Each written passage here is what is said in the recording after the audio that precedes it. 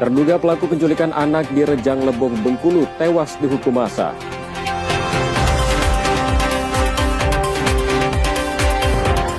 Tersangka begal di Ogan Komering Ulu, Timur, Sumatera Selatan ditangkap setelah beraksi. Tersangka menyamar sebagai anggota polisi yang melakukan razia. Jemaah haji mulai bergerak dari Madinah ke Mekah. Ada 12 kloter jemaah asal Indonesia yang akan berangkat.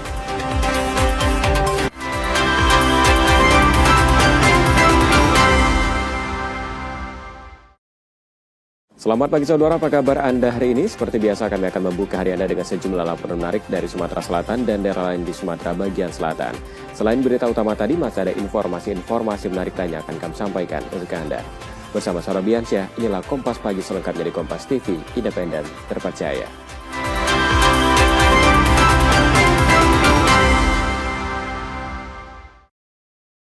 Kami awali Kompas Pagi dari Bengkulu, saudara. Terduga pelaku penculikan anak di Rejang Lebong, Bengkulu tewas dihukum massa. Aksi pelaku sempat terekam CCTV saat membawa kabur korban sebelum dikejar warga.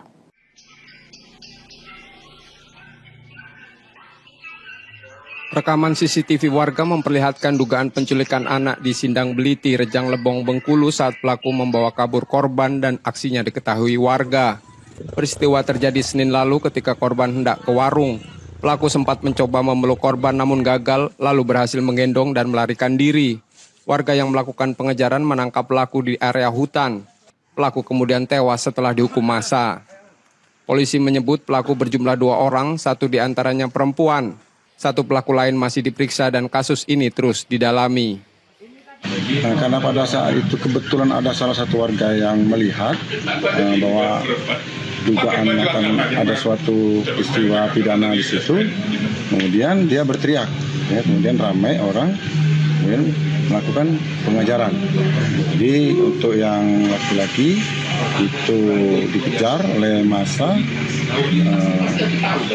jadi yang laki-laki ini meninggal dunia karena massa.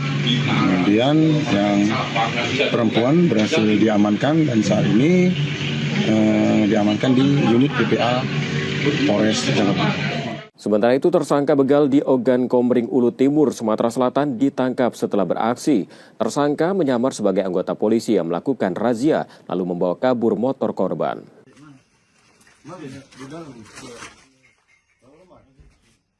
AP ditangkap tanpa perlawanan di Desa Kota Baru, Martapura, Oku Timur setelah membegal motor milik pelajar 24 April lalu. Dari tersangka, polisi menyita 1 sepeda motor serta ponsel milik korban. Dalam aksinya, tersangka diduga berpura-pura sebagai anggota polisi, memfoto KTP korban serta mengancamnya. Aksi tersebut dilakukan bersama 1 pelaku lain yang kini masih buron dan dalam pengejaran polisi. Tersangka saat ini ditahan di Polres Oku Timur dan terancam hukuman maksimal 9 tahun penjara. Yaitu tepatnya kejadian yang menimpa seorang pelajar di Oku Timur di hari Jumat tanggal 24 April 2026, di mana pada saat melintas korban dihentikan oleh 2 orang pelaku yang berpura-pura mengaku sebagai petugas kepolisian, di mana pada saat itu sempat dilakukan aksi penggeledahan dan juga perampasan oleh tersangka kepada korban, dan akhirnya kendaraan dari korban berhasil diambil oleh tersangka. Dan pada hari Minggu tanggal 26 April 2026, 1 tersangka berhasil diamankan oleh Satreskrim Polres Oku Timur dan 1 lagi masih DPO dalam proses penjara. Ke Palembang, saudara, seorang warga Palembang, Sumatera Selatan melapor ke polisi usai menjadi korban dugaan investasi bodong dengan kerugian ratusan juta rupiah.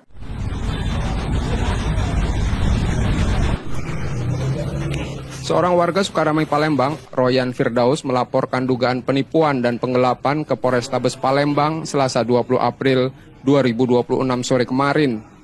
Korban mengaku mengalami kerugian 105 juta rupiah setelah tergiur tawaran investasi dari EF untuk kegiatan perjalanan karyawan di Prabu Mulih pada Juni 2025 dengan iming-iming keuntungan 10 hingga 20%. Namun setelah kegiatan selesai, korban tidak menerima keuntungan yang dijanjikan, sementara modal yang ditanamkan tidak dikembalikan. IO perjalanan wisata karyawan BCA Prabu Muli. Terus?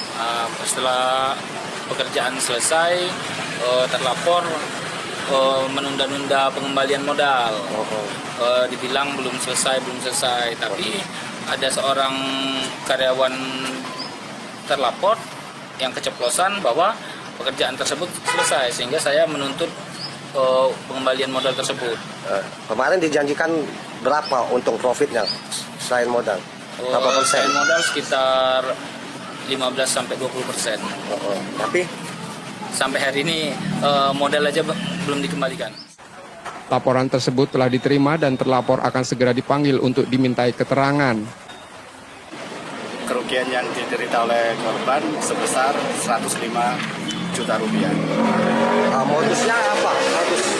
Baik, modusnya berdasarkan keterangan korban bahwa korban ini diimingi oleh terlapor untuk menawarkan kepada pelapor menanamkan sejumlah modal yang ternyata modal itu menurut keterangan pelapor bahwa modal itu akan digunakan oleh terlapor untuk satu event. Namun setelah event itu selesai dilaksanakan, modal juga tidak dikembalikan dan tidak ada keuntungan yang didapatkan oleh pelapor. Kasus yang dilaporkan tersebut kini dalam penanganan Polrestabes Palembang. Yudi Kiswanto, Kompas TV, Palembang, Sumatera Selatan.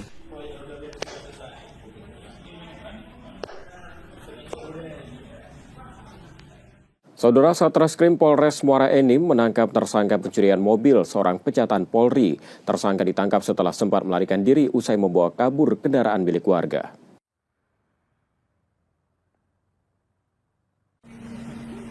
Polisi melakukan evakuasi pada minibus yang masuk dalam sungai di Desa Muara Gula Baru, Muara Enim. Minibus sempat dilarikan HAY setelah sebelumnya menjual minibus tersebut pada korban. HAY belakangan diketahui merupakan pecatan Polri tahun 2024 lalu.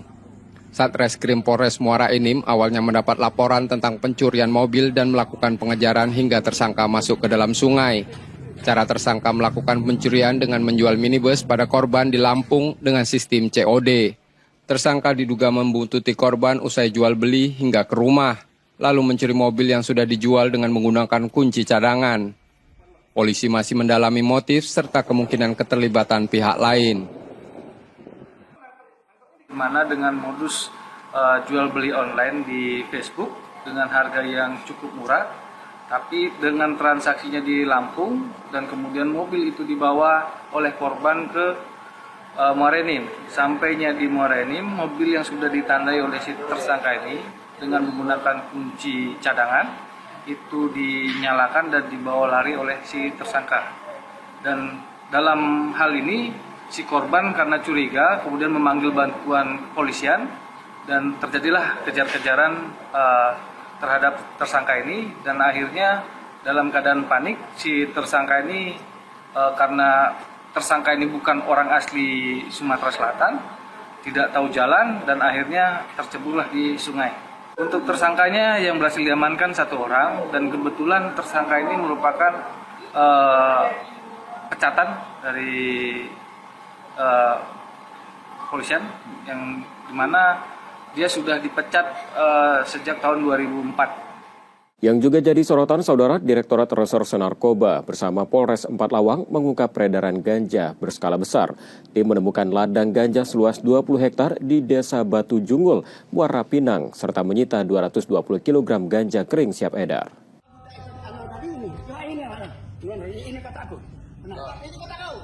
Tersangka utama PD ditangkap di loket bus Jalan Gubernur Habastari, Palembang dalam pengungkapan kasus narkotika. Dari penangkapan itu, polisi mengembangkan kasus hingga ke Desa Batu Junggul, serta barang bukti 220 kg ganja kering dalam 11 karung.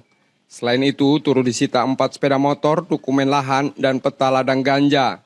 Tersangka diketahui mengendalikan seluruh rantai produksi dari penanaman hingga distribusi. Jaringan ini disebut beroperasi sejak 2024 dengan pelaku lain yang masuk DPO. Tersangka terancam hukuman 12 tahun penjara. Berhasil mengungkap ladang ganja seluas 20 hektar, yang mana dari pengembangan pengungkapan sebelumnya yang telah dilakukan oleh Ditres Narkoba Polda Sumatera Selatan di Palembang. Jadi berdasarkan hasil pengembangan yang dilakukan oleh Ditres Narkoba, ditelusuri sehingga di TKP di 4 Lawang ditemukan ladang seluas 20 hektar dan barang bukti yang berhasil diamankan dari TKP itu 220 kg ganja siap edar, kemudian untuk sisanya itu dilakukan pemusnahan di tempat. Tersangka yang berhasil diamankan dari kegiatan tersebut itu 1 orang tersangka pemilik lahan tersebut. Setelah jeda saudara, kami masih akan kembali dengan sejumlah informasi menarik lainnya. Tetaplah di Kompas Pagi.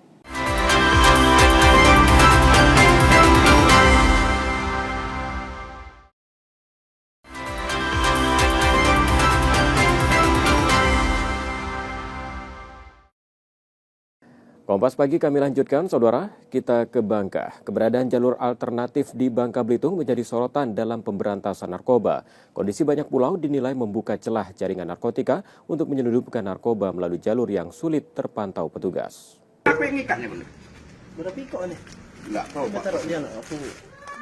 Luasnya wilayah Bangka Belitung dengan garis pantai panjang dan banyak akses masuk non-resmi menjadi tantangan dalam pengawasan keperedaran narkoba. Kondisi ini membuka celah dimanfaatkan jaringan untuk penyelundupan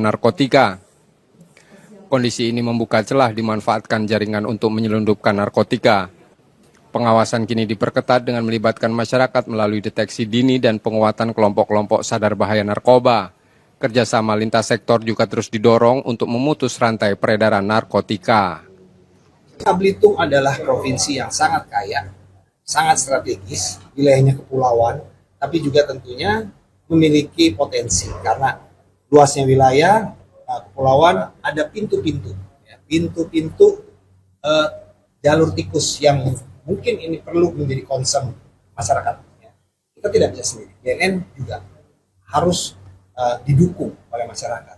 Barangkali ada informasi-informasi terkait masukin narkotika, ada peredaran, ada pembuatan, karena sekarang negara kita bukan hanya menjadi tempat transit, tapi sudah menjadi tempat pembuatan. Saudara, Dinas Kesehatan Kota Bengkulu mencatat kasus campak meningkat menjadi 16 kasus. Rendahnya cakupan imunisasi diduga menjadi penyebab.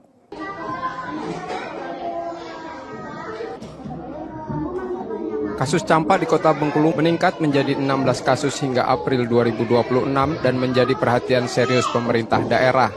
Dinas Kesehatan meningkatkan kewaspadaan seiring bertambahnya kasus yang mayoritas menyerang anak-anak. Rendahnya cakupan imunisasi diduga menjadi penyebab utama. Gejala campak meliputi demam, batuk, pilek, mata merah, hingga ruam di tubuh dan berpotensi menimbulkan komplikasi.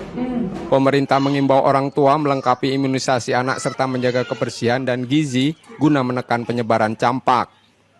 Kenapa sampai ini terjadi? Pertama, imunisasi dasar lengkap untuk semua anak, terutama di campak, itu banyak yang tidak mendapatkan di 2-3 tahun terakhir. Kenapa? Yang terkena campak itu umurnya di atas 9 tahun. Nah, itu artinya apa? Artinya di sistem epidemiologi di mana penyakit yang dapat dicegah dengan imunisasi akan bisa teratasi atau terlindungi apabila sudah 95% warga anak-anak itu mendapatkan vaksin. Sementara itu, saudara, pemerintah Provinsi Sumatera Selatan menetapkan status siaga karhutla lebih dini sebagai antisipasi musim kemarau yang diperkirakan lebih kering dan panjang.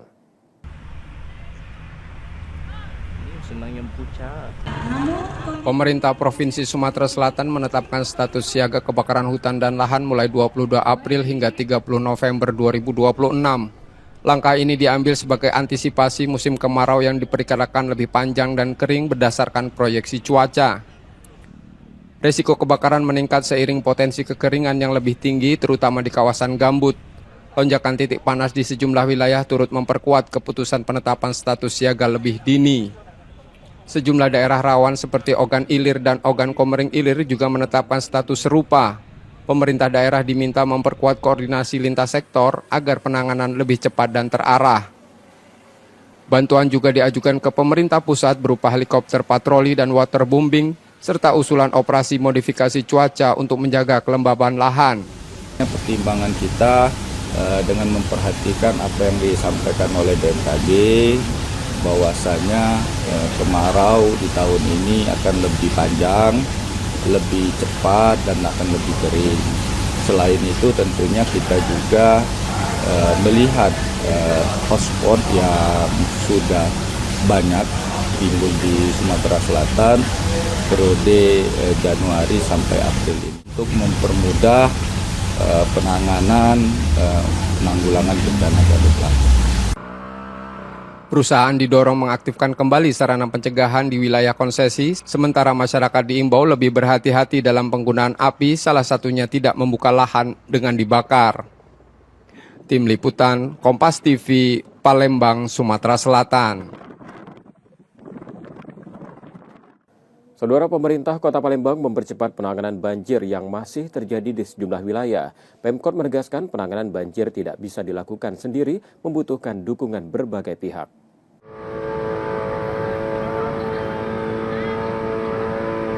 Banjir yang masih terjadi di sejumlah titik Kota Palembang menjadi perhatian Pemkot. Penanganan dipercepat melalui perluasan kolam retensi dan normalisasi das bendung. Sejumlah pembangunan kolam retensi masih dalam tahap perencanaan, sementara normalisasi das bendung telah masuk proses lelang dengan dukungan Kementerian PUPR. Pemkot juga meminta OPD terkait memetakan kembali ruang terbuka hijau sebagai area resapan air untuk mengurangi resiko banjir ke depan. Setelah saya lihat di jangka pendek, di samping kita melaksanakan normalisasi beberapa kolam retensi yang kembali kita sadari bahwa ada 20 das yang ada di Palembang. Nah, 20 das itu 18 das yang bersentuhan langsung dengan Sungai Musi. Nah, 18 das ini titik tekannya saya lihat saya sudah buat tim termasuk Satgas juga dari tingkat kelurahan, RT, RW, tokoh masyarakat semua terlibat, dan juga sampai ke kecamatan harus bergerak serta bagaimana cara menyisir semua drainase, semua anak-anak sungai. Kita ke informasi olahraga, saudara. Sriwijaya FC U19 mengalami penurunan performa setelah sempat mencatat hasil positif di awal kompetisi. Kini tim muda Laskar Wongkito tersebut terpuruk di dasar klasemen sementara Grup D EPA Championship U19 2026. Rapid sama JM Performance. Tunggu jangan lupa. Performa Sriwijaya FC U19 menurun sejak akhir putaran pertama hingga putaran kedua. Dalam 4 laga terakhir, tim selalu kalah meski sempat unggul di beberapa pertandingan. Manajemen mengaku kecewa dan telah melakukan evaluasi dengan menyebut penurunan performa dipicu persoalan teknis. Saat ini, Sriwijaya FC U19 terpuruk di dasar klasemen Grup D dengan 4 poin dari 6 laga. Ya mungkin ada salah formasi ya kayaknya di babak kedua. Setiap kita ini kecolongan di babak kedua terus. Nah itu makanya jadi pertanyaan kutip buat kita ya. Saya lihat ya adanya penggantian main, rotasi ya terhadap pemain di babak kedua sehingga permainan Sriwijaya, EPA Sriwijaya ini kayaknya seperti hilang kendali dengan permainan yang di babak pertama dengan yang di babak kedua. Nah dari situ mungkin jadi PR penting buat coach ya. Kami jeda sejenak, saudara, dan sesaat lagi kami akan kembali dengan sejumlah informasi menarik lainnya. Tetaplah di Kompas Pagi.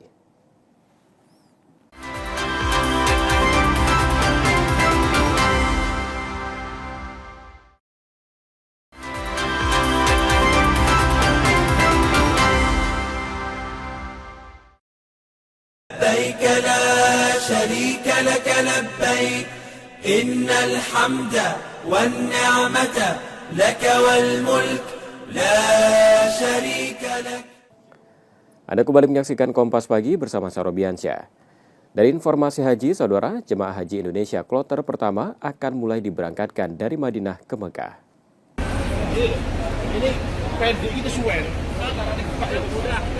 Persiapan pergerakan jemaah haji Indonesia dari Madinah ke Mekah terus dilakukan. Jemaah diimbau menyiapkan koper bawaan jauh sebelum jadwal keberangkatan. Koper jemaah diminta harus berada di lobi hotel pada H-8 waktu keberangkatan bus ke Mekah. Demi tertibnya pergerakan, jemaah juga diminta terus mengikuti seluruh instruksi dan arahan dari petugas haji layanan akomodasi dan transportasi di sektornya masing-masing.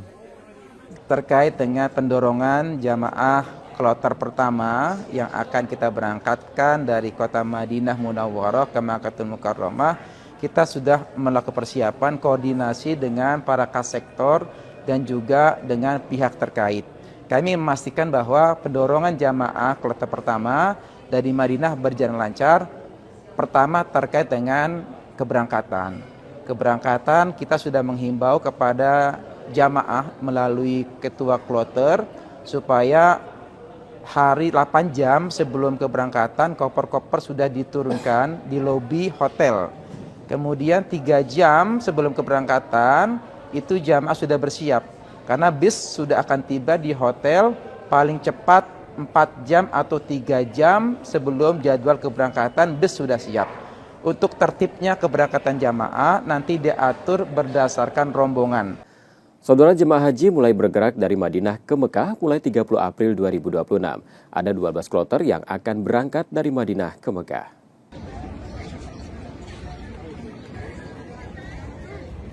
Jemaah haji kloter dari daerah Yogyakarta, Solo, Jakarta, Medan, Palembang, Lombok, Makassar, hingga Batam tengah bersiap dari Madinah menuju Mekah. Mereka akan melakukan rangkaian ibadah haji yakni umrah wajib. Untuk mengantisipasi pemeriksaan yang ketat saat menuju Mekah, Kementerian Haji dan Umroh dan pemerintah Arab Saudi akan memberikan pendampingan di setiap bus jamaah agar jamaah bisa lancar menuju Mekah. Nanti dari tempat situ ada istilahnya mursyid lah, atau ada pendamping, guide. Ya, ada guide dari Arab Saudi dari tempat checkpoint tadi sampai ke hotel di kita di Mekah ini. Jadi insya Allah jemaah haji akan aman ya, karena pengecekan itu berkali-kali gitu. Saudara, pemerintah memastikan seluruh jemaah haji Indonesia bisa memasuki area Raudhah atau makam Rasulullah di kawasan Masjid Nabawi. Akses masuk Raudhah diberikan gratis tanpa dipungut biaya, sehingga jemaah diminta berhati-hati dengan oknum yang meminta bayaran untuk membantu masuk Raudhah.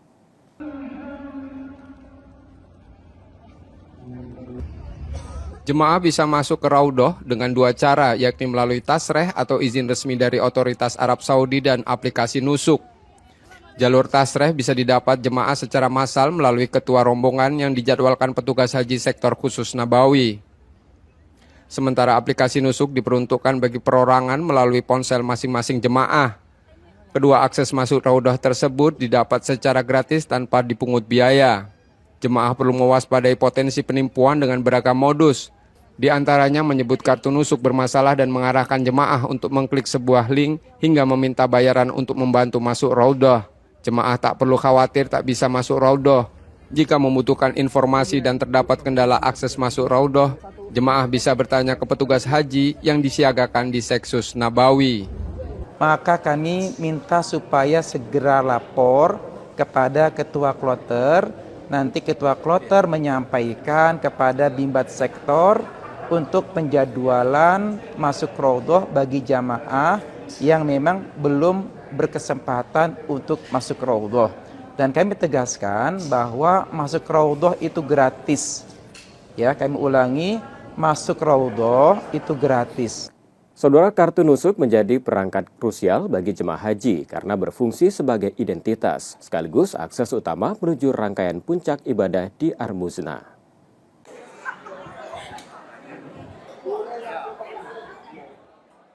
(2.210) jemaah calon haji asal Sumatera Selatan telah diberangkatkan melalui embarkasi Palembang hingga kloter kelima. Sementara kloter ke-6 yang membawa 441 jemaah asal kota Palembang telah diterbangkan ke Arab Saudi pada Rabu siang. Tahun ini kartu nusuk mulai dibagikan sejak di tanah air sebagai dokumen penting berisi data identitas, hotel, hingga informasi syarikah dalam bentuk barcode termasuk data medis jemaah. Enggak bisa. Dengan kartu nusuk itu ibarat seperti paspor. Nggak ada kartu nusuk nggak bisa ibadah, nggak bisa ke masjid, nggak bisa haji.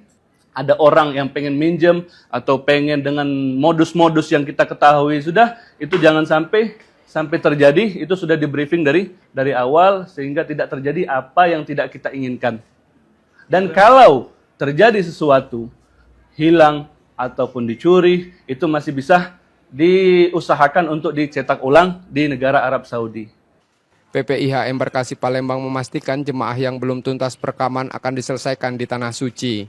Perlu kita informasikan bagi jemaah yang kemarin masih belum mendapatkan kartu nusuk, alhamdulillah sampai sekarang semua jemaah haji Provinsi Sumatera Selatan sudah mendapatkan kartu nusuk.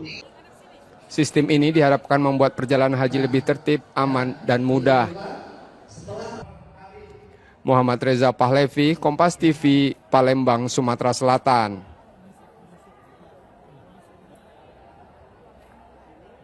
Saudara, di Embarkasi Palembang tercatat 5 jemaah kloter 4 tertunda keberangkatannya. Mereka harus menjalani perawatan di rumah sakit karena alasan kesehatan.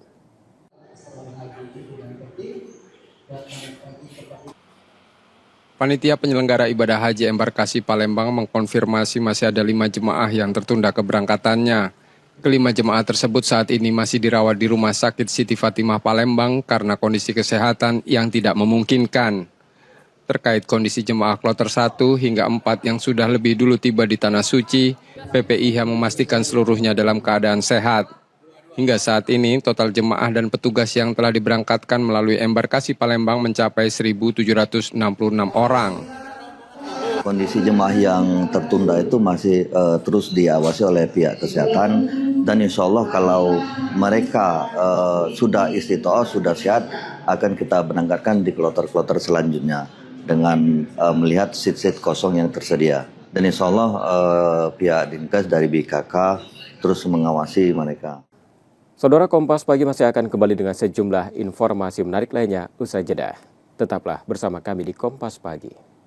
لبيك لا شريك لك لبيك إن الحمد والنعمة لك والملك لا شريك لك.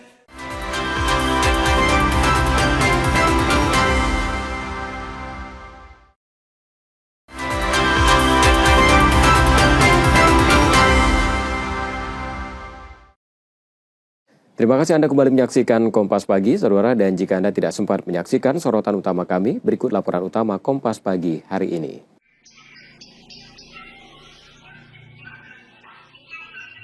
Rekaman CCTV warga memperlihatkan dugaan penculikan anak di Sindang Beliti, Rejang Lebong, Bengkulu saat pelaku membawa kabur korban dan aksinya diketahui warga. Peristiwa terjadi Senin lalu ketika korban hendak ke warung. Pelaku sempat mencoba memeluk korban namun gagal, lalu berhasil menggendong dan melarikan diri. Warga yang melakukan pengejaran menangkap pelaku di area hutan. Pelaku kemudian tewas setelah dihukum massa. Polisi menyebut pelaku berjumlah 2 orang, 1 diantaranya perempuan. 1 pelaku lain masih diperiksa dan kasus ini terus didalami. Karena pada saat itu kebetulan ada salah satu warga yang melihat bahwa dugaan akan ada suatu peristiwa pidana di situ, kemudian dia berteriak, kemudian ramai orang kemudian melakukan pengejaran. Jadi untuk yang laki-laki itu dikejar oleh massa, jadi yang laki-laki ini meninggal dunia karena massa. Kemudian yang perempuan berhasil diamankan dan saat ini diamankan di unit PPA Polres Jakarta.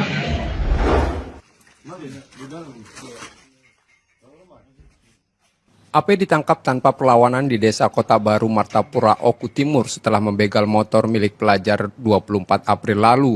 Dari tersangka, polisi menyita 1 sepeda motor serta ponsel milik korban.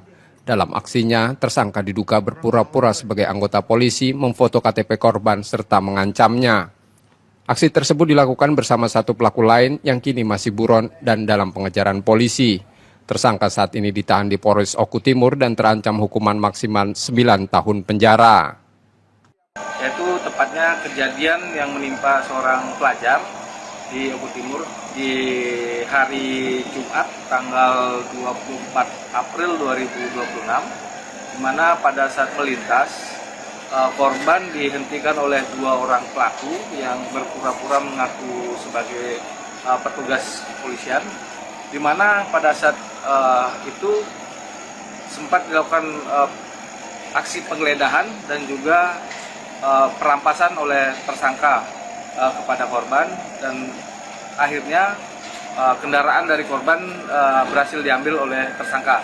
Dan pada hari Minggu tanggal 26 April 2026 satu tersangka berhasil diamankan oleh Satreskrim Polres Oku Timur dan satu lagi masih DPO dalam proses penjara.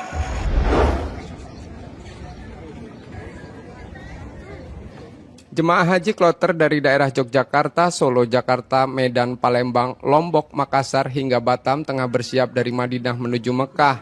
Mereka akan melakukan rangkaian ibadah haji yakni umrah wajib. Untuk mengantisipasi pemeriksaan yang ketat saat menuju Mekah, Kementerian Haji dan Umroh dan pemerintah Arab Saudi akan memberikan pendampingan di setiap bus jamaah agar jamaah bisa lancar menuju Mekah. Nanti dari tempat situ ada istilahnya mursyid lah, atau ada pendamping, guide. Ya, ada guide dari Arab Saudi, dari tempat checkpoint tadi sampai ke hotel di kita di Mekah ini. Jadi insya Allah jemaah haji akan aman ya, karena pengecekan itu berkali-kali gitu. Informasi tadi menjadi akhir dari Kompas Pagi hari ini. Saudara, media adalah pilar yang menjaga keseimbangan informasi. Dengan menonton program berita di Kompas TV, Anda membantu memastikan media terus ada menyajikan berita yang dapat dipercaya. Kembali kami ingatkan bagi Anda yang ingin berbagi informasi, kritik ataupun saran, dapat mengakses media sosial kami. Akhirnya saya Robiasa pamit, Kompas TV, independen, terpercaya. Terima kasih sudah menonton dan sampai jumpa.